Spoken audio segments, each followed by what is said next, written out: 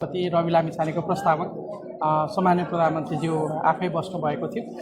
यसले एउटा हामी चुनाव अगाडिको जुन एउटा समायोजनको प्रक्रियाबाट विभिन्न राजनीतिक समूहहरूलाई राष्ट्रिय स्वतन्त्र पार्टीमा लिएर आएका थियौँ। सायद अब यो निर्वाचन यो हाम्रो ऐतिहासिक पहिलो महाधिवेशनले सबैलाई एउटै पार्टीभित्र एकीकृत गरेर लाने एउटा वातावरण सृजना भएको छ। पार्टी सभापति पक्कै पनि निर्विरोध बन्नु भएको छ र त्यो प्रक्रियाले सबैलाई किसिमको जुन पार्टी सभापतिले रवि लामिछानेले सुरु गरेको यो पार्टीमा हामी सबै अटाएका छौँ।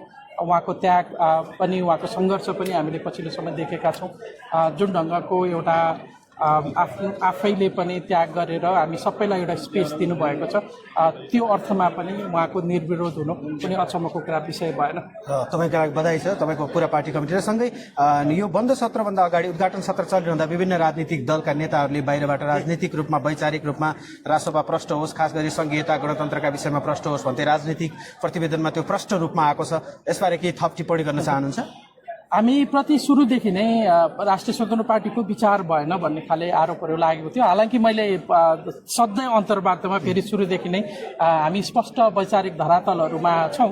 राजनीतिक दलहरू आफ्ना केही विषयहरूमा परिमार्जन गर्दै लान्छन्, विशेष गरी महाधिवेशनहरू मार्फत। तर अहिलेको संविधान मान्ने भनेर आएको पार्टी हामीले व्यवस्था होइन अवस्था परिवर्तन गर्छौँ भनेर त 79को चुनावी अभियान नै हाम्रो त्यस्तो थियो। त्यो अर्थमा मूल रूपमा हाम्रा सैद्धान्तिक धरातलहरू स्पष्ट थिए। त्यसलाई जलेश्वरमा आइपुग्दाखेरि जलेश्वरको हाम्रो प्रस्तावनाले मूल रूपमा स्पष्ट पारिसकेको थियो।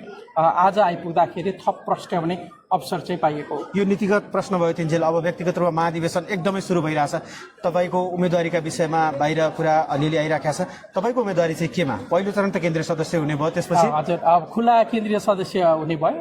यसपछि दोस्रो चरणमा मैले अब हाम्रो यो 2 चरणको निर्वाचन भएको भएर अहिले भर्खर त मैले खुला केन्द्रीय सदस्यको फारम भरेर आएको। दोस्रो चरणको अवसर पाइयो भने म महामन्त्रीको उम्मेदवारीको तयारी गर्दैछु। तपाईँ आफू व्यक्तिगत रूपमा महामन्त्री भयो भने साङ्गठनिक रूपमा महामन्त्रीको ठुलो जिम्मेवारी हुन्छ। के चाहिँ सङ्गठनमा सुधार गर्न सक्छु, त्यसकारण मलाई कार्यकर्ताले विश्वास गरून् भन्ने अपेक्षा हो? पछिल्लो 4 वर्ष पार्टीमा रहँदै गर्दाखेरि पार्टीका नीति विचारदेखि पार्टीको यो जुन अघिल्लो निर्वाचनभन्दा अगाडि फागुनको निर्वाचनभन्दा अगाडि पार्टीमा विभिन्न खाले समूहहरू पार्टीहरू समायोजन गर्ने सम्मको भूमिकामा म रहेँ र अब पहिलो चरणको मलाई लाग्छ पार्टीले यो स्थापनाको चरण पुरा गर्यो। अब यसलाई संस्थागत गर्ने बेला भएको छ। विधि पद्धति र संस्थागत संरचनाहरूलाई बलियो बनाउने पर्ने समय आएको छ र त्यसमा काम गर्नुपर्ने मैले देखेको छु। मूल रूपमा अब सङ्गठनको विस्तार मात्रै होइन, त्यसलाई त्यसको डेप्थमा गहिराईमा जाने र सुदृढीकरण गर्ने समय आएको छ र त्यसमा चाहिँ मेरो पहिलाको भूमिका मेरो ब्याकग्राउन्डले पनि मलाई त्यो खालि मेरोसँग अनुभव छ। त्यो अर्थमा म पार्टीलाई योगदान गर्न सक्छु जस्तो लाग्छ। धेरै मानिसहरू हुन त महाधिवेशनको प्रक्रियामा छ, सरकारका कुराहरूलाई ब्रान्डिङ गर्न मिल्छ, तर तपाईँको यस्तो मन्त्रालय छ जो सरकारमा के काम गर्ने भनेर भन्न मिल्दैन। सार्वजनिक रूपमा कूटनीतिसँग जोडिन्छ। हामी कूटनीतिक रूपमा अत्यन्तै संवेदनशील ठाउँमा छौँ भन्छौँ जहिले पनि हाम्रो देशलाई। लगत्तै अगाडि तपाईँको 2टा हाम्रा छिमेकीसँगको भिजिट पनि भएको थियो, त्यसलाई एकदमै सन्तुलित भिजिटको रूपमा पनि व्याख्या गरियो। अरू मन्त्रीहरूले काम देखाइरहँदा तपाईँ चाहिँ के देखाएर भोट माग्ने हो? होइन, मलाई लाग्छ मैले पनि काम नै देखाउने हो। परराष्ट्र मन्त्रालयको नेतृत्व गर्दै गर्दाखेरि नेपाल र नेपालीको ओज संसारभरि राख्ने प्रमुख दायित्व हो। नेपालको आफ्नो राष्ट्रिय हितको सुरक्षाको दायित्व हो।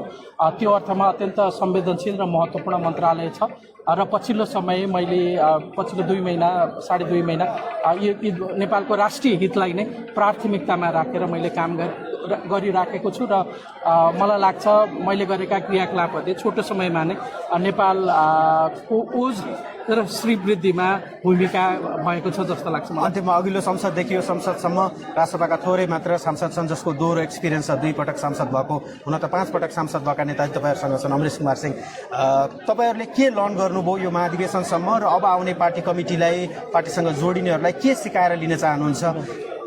अब अघिल्लो पटकको 79को हामी 79को असारमा पार्टी बन्यौँ, मङ्सिरमा चुनाव भयो, छोटो समयमा चुनावमा गयौँ र त्यसपछि त्यति बेलासम्म पार्टीका संरचनाहरू खासै बनिसकेका थिएनन्, तैपनि एकदमै अपार जनविश्वासका साथ चौथो ठुलो पार्टी भएर त्यसपछि बल्ल हामी एउटा हाम्रो संसदीय भूमिकाका साथसाथै केही समय फेरि कार्यकारी भूमिकामा पनि हाम्रो पार्टी रह्यो।